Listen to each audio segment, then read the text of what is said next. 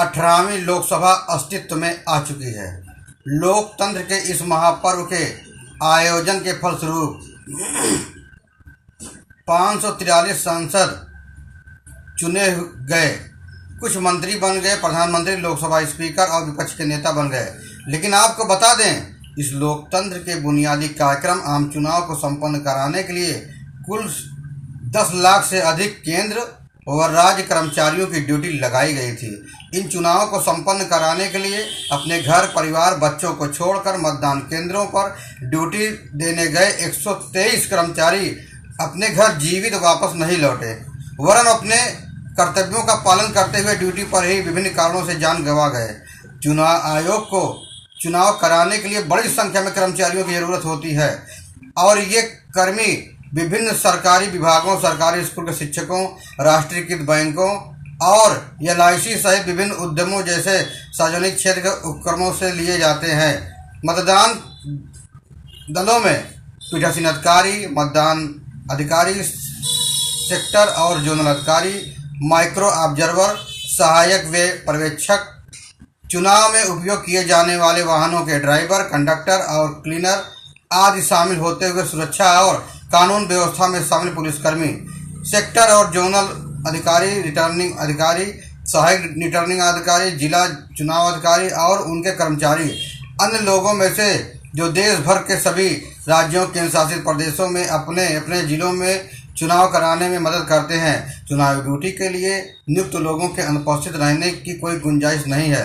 अनुपस्थिति पर आयोग की ओर से दंड दिया जाता है और ड्यूटी चुनाव कार्य में केवल उन्हीं कर्मचारियों की लगाई जाती है जो केंद्र व राज्य सरकार के अस्थायी कर्मचारी हैं। इसके बाद भी अगर ज़रूरत पड़ती है तो उन कर्मचारियों को भी ड्यूटी लगाई जाती है जो रिटायर होने के बाद प्रतिनियुक्ति पर हैं।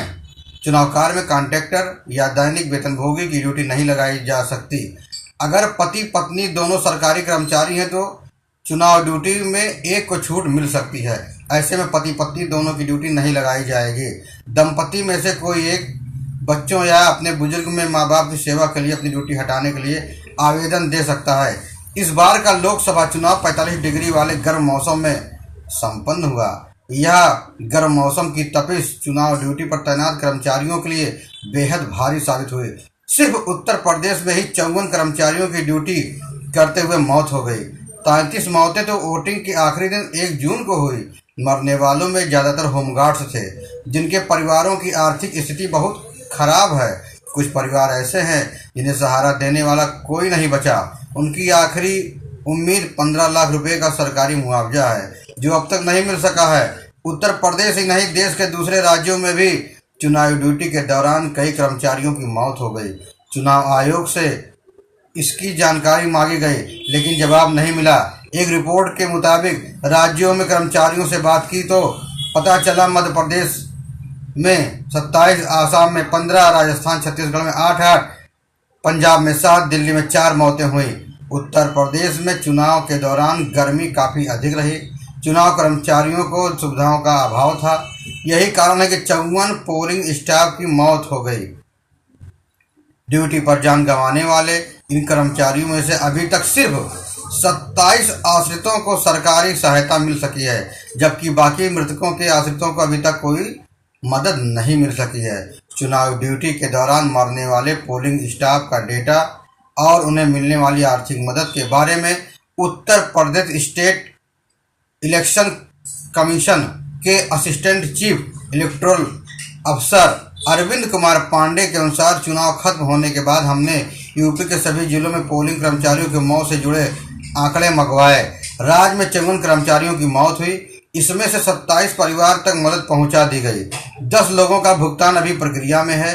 शेष मृतकों की पूरी रिपोर्ट उनके जिलों में से नहीं आई है, इसलिए उनका कुछ नहीं हो पाया। संबंधित जिला प्रशासन जैसे ही जानकारी भेजेगा हम उनके अकाउंट में पैसा भिजवा देंगे। बहरहाल चुनाव आयोग को चाहिए कि इतनी गर्मी में चुनाव न कराए, सामान्य मौसम में चुनाव कराए, साथ ही मतदान केंद्रों पर मतदान कर्मचारियों को पूरी सुविधा दे, जिससे मतदान केंद्रों पर कर्मचारियों को खाना बदोश जैसा न रहना पड़े, तभी हम अनहोनी से बच सकते हैं। आपको यह जानकारी कैसी लगी कृपया कमेंट बॉक्स में अपना कमेंट देना ना भूलें।